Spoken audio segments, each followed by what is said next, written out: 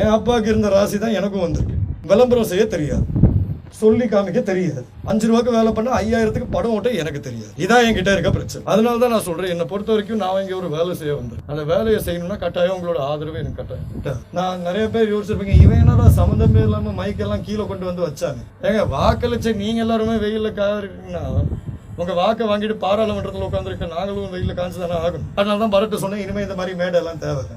ஏன்னா உங்க எல்லாருக்குமே ஒரு விஷயம் தெரிஞ்சாங்க. இப்ப கூட ஒரு அம்மா வந்து காலில் உலக பார்த்தாங்க. நான் ஏன் அது வேணான்னு சொல்றேன்னா, இதுக்காண்டி தான் நீங்க எங்களுக்கு வாக்களிச்சிருக்கீங்க. இது எங்களோட கடமை. நான் ஒன்னும் என் பாக்கெட்ல இருந்து காசு எடுத்து உங்களுக்கு வீடு கட்டி கொடுக்கல. இது அரசாங்கத்தோட வரிப்பணம். வரிப்பணம் யார் செலுத்துறா? பொதுமக்கள். பொதுமக்கள்னா யாரு? நீங்க எல்லாரும். உங்க எல்லாருக்கும் என்னைக்கு அந்த உணர்வு வருதோ, இது எனக்கு சேர வேண்டிய விஷயம். இதுக்கு நான் யாருக்கும் கடன் பட தேவை. எனக்குன்னு சுயமரியாதை, கௌரவம், சிந்தனை அது எல்லாம் இருக்கு.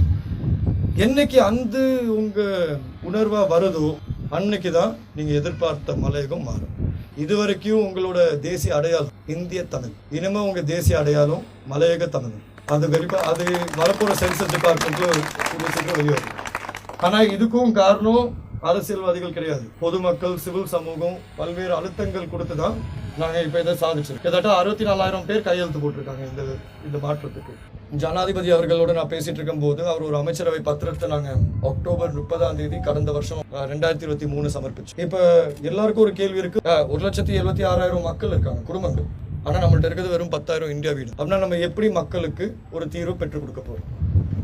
ரொம்ப சுலபமான விஷயம். ஜனாதிபதி ஒரு அமைச்சரவை பத்திரத்தை சமர்ப்பிச்சாரு அக்டோபர் 30 எங்களோட அமைச்சரோடு சேர்ந்து. அதாவது சௌமிய பூமி என்கிற பேர் திட்டத்துக்கு அடியில மக்களுக்கு வந்து காணி உரிமையை வழங்க போறாங்க. 10 பர்ச் ஒவ்வொரு குடும்பத்துக்கும் கிட்டத்தட்ட 1,76,000 குடும்பம். இந்த வேலை திட்டம் வந்து மறைந்த தலைவர் ஆறுமுக தொண்டமான் ஐயா அவர்களின் பிறந்த நாள் அன்னைக்கு தொடங்கும். கிட்டத்தட்ட இன்னொரு 2 மாசம் தான். 200 வருஷம் வேதனை 2 மாசத்துல முடிவுக்கு வரும். உங்க எல்லாருக்கும் இன்னும் அடுத்த 30 நாளுக்குள்ளார 1,700 ரூபாய் சம்பளம் வழங்கப்படும்.